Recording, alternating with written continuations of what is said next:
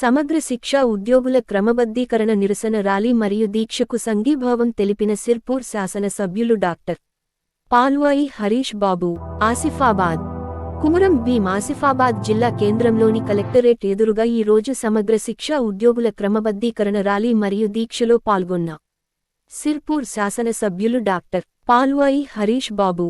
ఈ సందర్భంగా సిర్పూర్ శాసన సభ్యులు డాక్టర్ పాల్వాయి హరీష్ బాబు మాట్లాడుతూ ముఖ్యమంత్రి రేవంత్ రెడ్డి గారు కాంగ్రెస్ ప్రభుత్వం అధికారంలోకి రాకముందు కాంట్రాక్టు ఉద్యోగులందరినీ రెగ్యులరైజ్ చేస్తామని హామీ ఇచ్చారని, ఆ హామీకి కట్టుబడి సమగ్ర శిక్ష ఉద్యోగులను రెగ్యులరైజ్ చేసి వారికి ఉద్యోగ భద్రత కల్పించాలని డిమాండ్ చేయడం జరిగింది.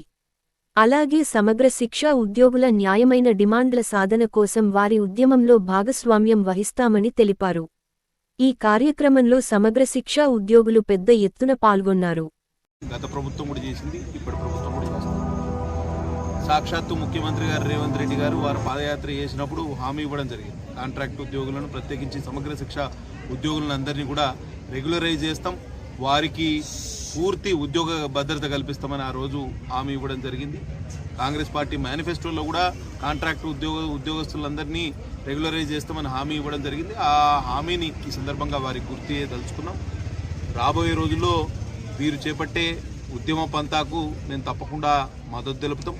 ఇవాళ కూడా పెద్ద ఎత్తున ఈ ధర్నాకు వచ్చిన సమగ్ర శిక్ష ఉద్యోగులందరినీ అభినందిస్తూ వాళ్ళ ప్రధాన డిమాండ్ వారి ఉద్యోగాలను రెగ్యులరైజ్ చేయాలి, ఉద్యోగ భద్రత కల్పించాలి, జీవిత బీమాతో పాటు ఈ ఆరోగ్య బీమా కూడా కల్పించాలనేది వారి ప్రధాన డిమాండు. ప్రసూతి సెలవులు కూడా లేవు కాబట్టి వారి 180 రోజుల ప్రసూతి సెలవులు కావాలి అనే డిమాండు. రిటైర్మెంట్ తర్వాత ఇవాళ మొత్తంగా ఇవాళ నలుగురు సమగ్ర శిక్షలో రిటైర్ అయితే, ఒక కుక్ ఇంకా మిగతా అటెండర్స్ వాచ్మెన్ వాళ్ళందరూ రిటైర్ అయితే కనీసం వారికి రిటైర్మెంట్ బెనిఫిట్స్ అనేవి లేకుండా చేసింది ప్రభుత్వం. ఇవాళ ఉద్యోగస్తులందరూ చందా వేసుకొని వారికి కొంత మొత్తాన్ని ఇచ్చారంటే వాళ్ళ దారుణమైన పరిస్థితి ఎట్లా ఉన్నదనేది ఆలోచన చేయాలి. ప్రభుత్వం చాలామందికి 2014 కన్నా ముందు ఉన్న కాంట్రాక్ట్ ఉద్యోగస్తులందరినీ రెగ్యులరైజ్ చేస్తామని చెప్పారు. సమగ్ర శిక్ష ఉద్యోగుల జోలికి పోలేదు. ఇవాళ కస్తూర్బా గాంధీ బాలికా విద్యాలయాలు రాష్ట్ర వ్యాప్తంగా నడుస్తున్నాయి 475. అంటే అవి కేవలం సమగ్ర శిక్ష ఉద్యోగుల కృషి వల్లనే. ఇవాళ వారిని నిలువు దోపిడీ చేస్తుందా ప్రభుత్వం, లేకపోతే శ్రమ దోపిడీ చేస్తుందా అనేది ఒకసారి ఆలోచన చేయాలి. పూర్తిగా వారిని ఇవాళ శ్రమ దోపిడీ చేస్తూ వారిని కేవలం కూరల కరివేపాకులాగా వాడుకుంటూ వారిని మొత్తానికి శ్రమను దోపిడీ చేస్తూ వారిని ఇబ్బంది పెట్టే కార్యక్రమం ప్రభుత్వం చేస్తుంది. కాబట్టి ఈ విధానాన్ని నిరసించాలి. గతంలో ఉన్న ప్రభుత్వం కూడా వీరిని పట్టించుకోలేదు, ఇప్పుడున్న ప్రభుత్వం కూడా పట్టించుకోలేదు. తప్పకుండా వీరికి దక్కాల్సిన న్యాయమైన రాజ్యాంగబద్ధమైన డిమాండ్ల సాధన కోసం వీరు చేసే ప్రతి ఉద్యమంలో మేము కూడా భాగస్వాములమవుతాం. ఇవాళ భారతీయ జనతా పార్టీ శాసనసభ పక్షం తరఫున చీఫ్ విప్గా ఉన్న నేను వీరి ధర్నాకు సంపూర్ణంగా సంఘీభావం తెలుపుతున్నాను. అట్లనే భారతీయ జనతా పార్టీ రాష్ట్ర నాయకత్వం తరఫున కూడా ఎక్కడికక్కడ కలెక్టరేట్ల ముందు జరిగే ధర్నాకు మేము సంఘీభావం తెలుపుతాం, మద్దతు తెలుపుతాం. అసెంబ్లీలో కూడా వీరి సమస్యలను ప్రత్యేకంగా ప్రస్తావించడం జరిగింది.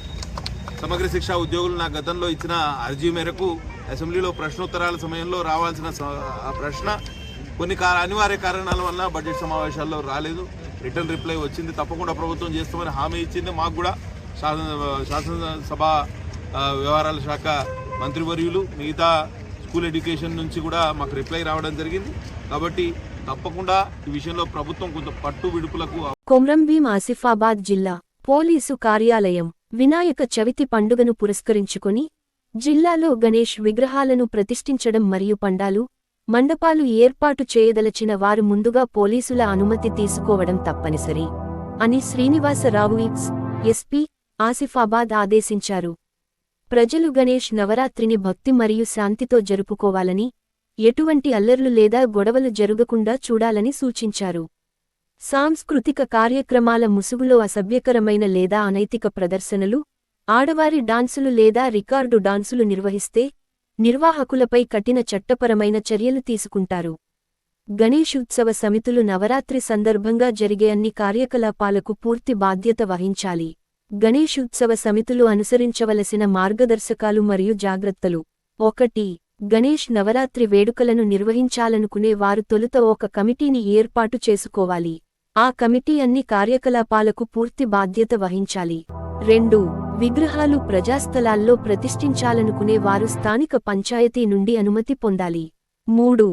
గణేష్ విగ్రహాలు వ్యక్తిగత స్థలంలో పెట్టాలనుకునే వారు ఆ స్థలం యజమాని నుండి అనుమతి పొందాలి. 4. విగ్రహాల ఎత్తు 5 అడుగులు మించరాదు. 5. విగ్రహాల ఏర్పాటు ప్రజలకు ఎటువంటి అసౌకర్యం కలిగించకూడదు లేదా ట్రాఫిక్ను అంతరాయం కలిగించకూడదు. 6. మైక్రోఫోన్లు మరియు ధ్వని వ్యవస్థలను వినియోగించడానికి సంబంధిత డీఎస్పీ ద్వారా పోలీస్ స్టేషన్ నుండి ముందస్తుగా అనుమతి పొందాలి. ధ్వని ప్రజలకు ఇబ్బంది కలిగించకుండా ఉండాలి. 7. రాత్రి ఉదయం 10 గంటల తర్వాత ఎటువంటి కార్యక్రమాలు నిర్వహించకూడదు. 8. పండాల్లో హుండీలు లేదా విలువైన వస్తువులు ఉన్నట్లయితే ఆ కమిటీ పూర్తి బాధ్యత వహించాలి. సీసీటీవీ కెమెరాలు ఆ ప్రదేశంలో ఏర్పాటు చేయాలి. 9. విద్యుత్ కనెక్షన్ల కోసం విద్యుత్ శాఖ నుండి అనుమతి పొందాలి. అన్ని లైటింగ్ మరియు ఎలక్ట్రికల్ ఏర్పాట్లు షార్ట్ సర్క్యూట్లను నివారించేలా జాగ్రత్తగా ఏర్పాటు చేయాలి. 10. ఇతర మతాల ప్రజలకు లేదా వారి పూజాస్థలాలకు ఎటువంటి ఇబ్బంది కలగకూడదు. 11. ఏవైనా గొడవలు జరగకుండా శాంతి కమిటీలు ఏర్పాటు చేయాలి. 12. ఎవరైనా బలవంతంగా విరాళాలు సేకరిస్తే సెక్షన్ 308, 2 మరియు 308, 5 BINS కింద కేసు నమోదు చేసి కఠిన చర్యలు తీసుకుంటారు. 13. పండాల్ను సందర్శించే భక్తుల నిరవధిక ప్రవాహం కోసం క్యూలైన్లు మరియు బ్యారికేడ్లు ముందుగా ఏర్పాటు చేయాలి. 14. ఏదైనా అగ్ని ప్రమాదాలు జరగకుండా జాగ్రత్తలు తీసుకోవాలి. 15. ఊరేగింపు మరియు నిమజ్జనం కార్యక్రమాల సమయంలో మద్యం సేవించడం మరియు ప్రజాశాంతి భగ్నం చేసే విధంగా ఎటువంటి చర్యలు చేపట్టకూడదు. అలా పట్టుబడిన వారికి కఠిన చర్యలు తీసుకుంటారు. 16. ఊరేగింపు తేదీని ముందుగానే పోలీసులకు తెలియజేయాలి. ఊరేగింపులో ఉపయోగించే వాహనాలు మరియు డ్రైవర్లు యొక్క వివరాలు, వారి ఆధార్ కార్డు ప్రతులతో కలిసి పోలీసులకు సమర్పించాలి. 17. గ్రామాలలో వివిధ మార్గాల్లో పండాల ఏర్పాటు గురించి పోలీసులకు సమాచారం అందించడం తప్పనిసరి మరియు పై నిబంధనలను పాటించాలి. ఈ విషయాన్ని పబ్లిక్ నోటరీ ద్వారా ధృవీకరించిన ప్రకటనను సంబంధిత పోలీస్ స్టేషన్కు సమర్పించాలి. ఈ సందర్భంగా జిల్లా ఎస్పీ మాట్లాడుతూ, పండాలను ఏర్పాటు చేసుకునే వారు పోలీసు శాఖ ద్వారా అనుమతి పొందాలని పేర్కొన్నారు. సీసీటీవీ కెమెరాలు పండాల చుట్టూ ఏర్పాటు చేసి ఏవైనా అనుకోని ఘటనలు జరగకుండా చూడాలి. కమిటీ సభ్యులు పండాల్లో రాత్రిపూట ఉండి భద్రతను చూసుకోవాలి.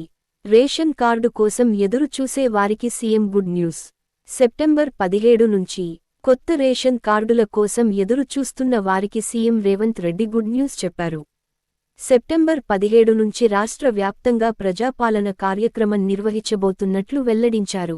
మంగళవారం సచివాలయంలో వివిధ శాఖల ఉన్నతాధికారులతో సమీక్ష నిర్వహించిన సీఎం, సెప్టెంబర్లో 10 రోజుల పాటు ప్రజాపాలన కార్యక్రమం నిర్వహించనున్నామని ఇందు సంబంధించి క్షేత్రస్థాయిలో అధికారులను సన్నద్ధం చేయాలని అధికారులను ఆదేశించారు. ఈ కార్యక్రమంలో భాగంగా రేషన్ కార్డు, హెల్త్ కార్డుల కోసం వివరాల సేకరణ చేపట్టనున్నట్లు తెలిపారు. పూర్తి హెల్త్ ప్రొఫైల్తో రాష్ట్రంలో ప్రతి పౌరుడికి హెల్త్ కార్డులు ఇవ్వబోతున్నట్లు వివరించారు.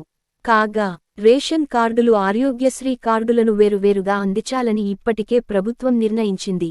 రేషన్ కార్డులకు అర్హులను గుర్తించేందుకు మంత్రి ఉత్తమ్ కుమార్ రెడ్డి నేతృత్వంలో కేబినెట్ సబ్ కమిటీని సైతం ఏర్పాటు చేసింది.